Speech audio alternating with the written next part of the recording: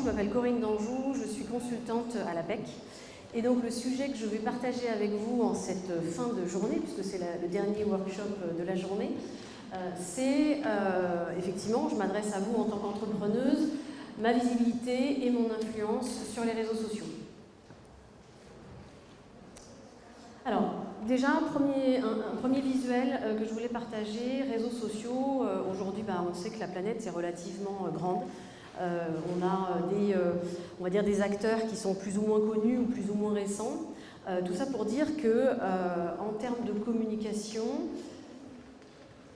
je veux vous interpeller sur le fait de votre positionnement par rapport à votre entreprise, les services que vous délivrez et du coup les outils vers lesquels vous voulez ou vous allez vous tourner. Si je vais un petit peu plus loin, j'aime bien cette illustration-là du cookie versus les différents médias sociaux qui sont aujourd'hui, en tout cas ceux qui sont affichés ici, sont les médias sociaux qui sont les plus utilisés en France en tout cas. Et l'idée à travers ça, c'est de faire passer aussi les messages que en fonction du média social que j'utilise, je ne communique pas de la même façon et je ne m'adresse pas à la même cible. Je prends un exemple, le Twitter tout en haut, je suis en train de manger un hashtag cookie, j'utilise le hashtag pour pouvoir utiliser les mots-clés et être visible avec les mots-clés utilisés. Je vais utiliser Instagram juste en dessous parce que c'est en tout cas un réseau social qui valorise énormément la photo. Donc là, en l'occurrence, je montrais une photo de mon cookie. On voit qu'en fonction de ces différents médias sociaux, l'utilité finalement n'est pas la même. Je peux aller sur du tutoriel sur YouTube ou aller discuter avec une langue un peu différente sur Snapchat avec notre petit fantôme en jaune, ou être expert du cookie, notamment sur LinkedIn. Du coup, ce qui est intéressant, c'est pour vous de vous interroger sur les médias sociaux sur lesquels vous voulez être présente, vous voulez qu'on vous identifie, et où est, par définition, la population, finalement, que vous voulez cibler. Oula, j'étais trop vite, je reviens en arrière. Là, je suis où? Voilà, j'étais beaucoup trop vite. Hop. Du coup, ma visibilité, déjà, première question... par rapport à mon projet, par rapport à mon métier d'entrepreneuse, finalement, est-ce que le métier vers lequel je tends aujourd'hui est en lien avec mon écosystème de mon passé professionnel? Pourquoi ça? Parce que si oui, effectivement, il y a un lien direct avec votre passé professionnel, sensiblement, il y a peut-être des actualisations à faire, il y a peut-être une communication, en tout cas une explication à porter entre votre parcours et puis le projet que vous êtes en train de porter, en tout cas l'entreprise que vous êtes en train de porter. S'il n'y a pas du tout d'adéquation entre les deux, eh bien c'est intéressant de construire, en tout cas donner peut-être un sens, d'exprimer, de valoriser le cheminement que vous avez parcouru pour en arriver là. Donc la notion de cohérence dans votre visibilité sur les réseaux sociaux, elle est indispensable. Plus vous allez afficher un message unique cohérent sur l'ensemble de ces plateformes, et plus ça évite le doute de l'autre côté de finalement s'interroger sur mais qu'est-ce qu'elle fait, je ne comprends pas bien finalement son activité puisque je n'ai pas vu la même chose sur différents outils. Donc c'est vraiment un des points un point essentiel dans la visibilité sur les réseaux sociaux. Et puis derrière ça, forcément, en termes de méthodo, qu'est-ce que l'on conseille? Avant toute chose, avant d'être dans l'interaction, avant d'être dans une dimension d'influence sur les réseaux sociaux, ce qu'il est indispensable de travailler, c'est ce que je disais tout à l'heure, votre profil. Qu'est-ce qu'on voit de vous? Est-ce qu'on a une photo claire de vous? Une photo, j'ai envie de dire, récente, d'actualité, de vous sur les réseaux sociaux? Est-ce qu'on a un titre? Les mots-clés qui sont en lien avec votre activité, de façon à ce qu'on comprenne clairement ce que vous voulez valoriser, ce que vous voulez qu'on retienne de vous. Donc, avant toute chose, avant de pouvoir interagir et d'augmenter votre sphère d'influence, c'est déjà le profil.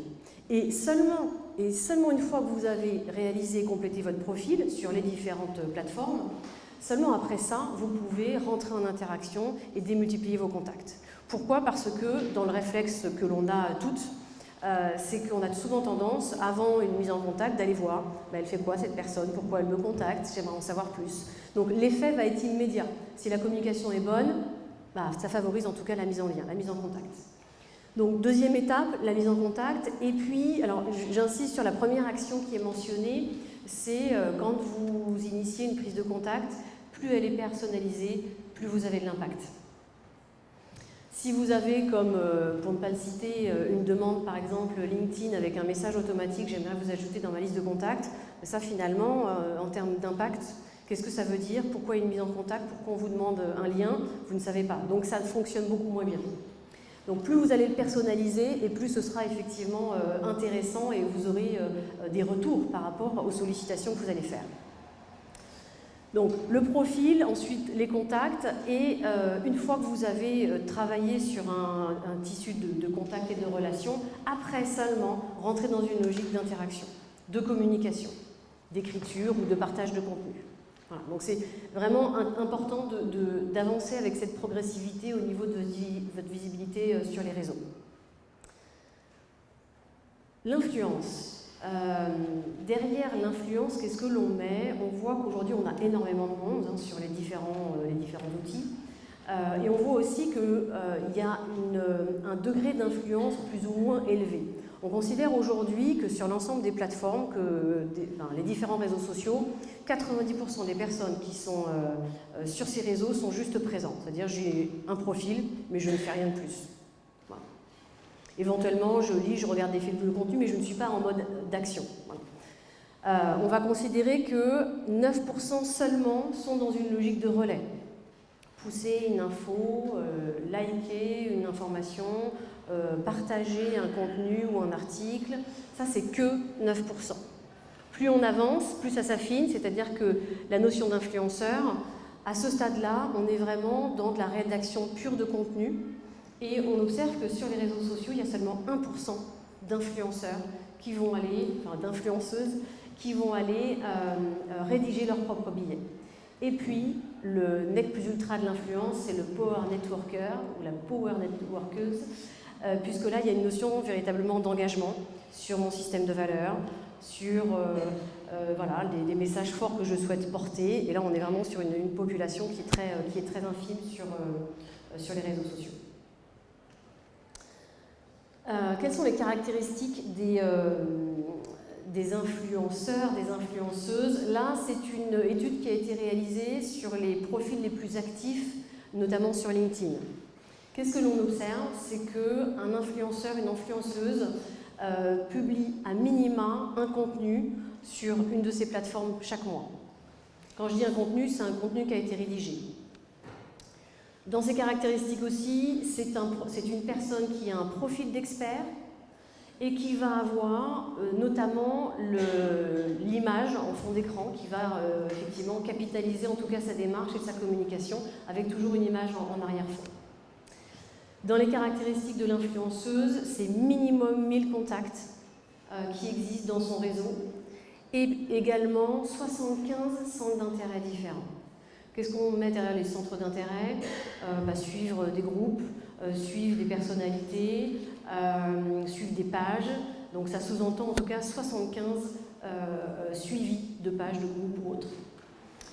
Dans ces caractéristiques toujours, ça sous-entend que cet influenceur, les influenceurs, les influenceuses ont à minima rédigé ou reçu une recommandation. Et à chaque publication d'un contenu, reçoivent minimum 4 j'aime, 4 likes. En complément, quand ces influenceurs et ces influenceuses ont des likes, ce sont des personnes qui vont appartenir à des secteurs relativement variés. Ça, ce sont vraiment les caractéristiques des influenceurs, et c'est donc une étude qui a été faite en 2017 sur LinkedIn, précisément sur LinkedIn. J'ai mon timekeeper, merci beaucoup. Alors, les mécanismes de la viralité et son efficience, on considère que le petit bonhomme blanc, c'est vous, et du coup, votre réseau de contact est autour de vous. Dans l'absolu, quand vous avez envie de publier un message, de poster un message, qu'est-ce qui se passe? Faut que j'appuie plusieurs fois. Une des personnes de votre réseau va observer et va voir la publication que vous avez faite et du coup va en profiter pour liker. Et à ce moment-là, quel est l'effet? C'est que l'ensemble de son réseau de contacts va pouvoir voir et identifier le contenu que vous avez partagé. Et du coup, le phénomène, forcément, continue à prendre de l'ampleur, à faire son chemin, puisque en repartageant ou en likant à son propre réseau, le système d'interaction, finalement, est en permanence en train d'envoyer les messages à différents cercles des contacts de vos contacts. Donc, c'est ça qui est intéressant, c'est que plus, du coup, vous allez diffuser, partager du contenu, plus finalement, le réseau de contacts et la visibilité va prendre de l'ampleur.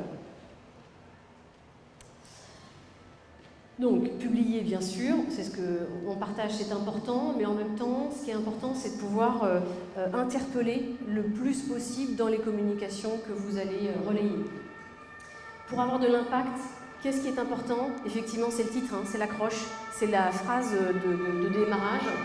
Avec plus vous allez être engagé, plus vous allez interpeller, plus vous allez poser une problématique sur le contenu que vous allez publier, et plus il y aura effectivement d'impact.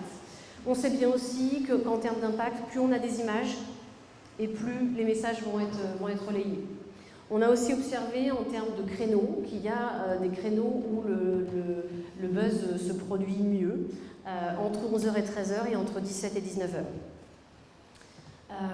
Et puis, dans vos communications, c'est aussi important de pouvoir identifier où sont vos propres influenceurs, où sont les experts qui sont autour de votre activité et qui vont pouvoir relayer, qui vont pouvoir diffuser en fait le contenu que vous êtes en train de bouger.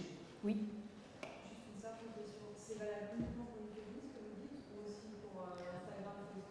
Là, on est sur les réseaux sociaux. Tout à l'heure, c'était une étude sur LinkedIn. Là, on est vraiment sur les réseaux sociaux en général. Oui. Et puis oui, en termes de contenu, on a aussi une observation que je trouve assez intéressante, c'est qu'on voit à travers ce tableau-là que finalement, les influenceurs et les influenceuses sont des personnes qui communiquent beaucoup moins sur leur propre activité que finalement sur des contenus à valeur ajoutée ou sur des contenus qui ne sont pas en lien direct avec l'activité. Voilà. Donc on voit là, au niveau des contenus à valeur ajoutée et sans relation avec l'entreprise, les influenceurs passent, en tout cas 57% de leurs messages sont consacrés à des communications qui sont vraiment à l'extérieur de leur propre activité. Donc je trouve que c'est aussi intéressant de le partager avec vous aujourd'hui.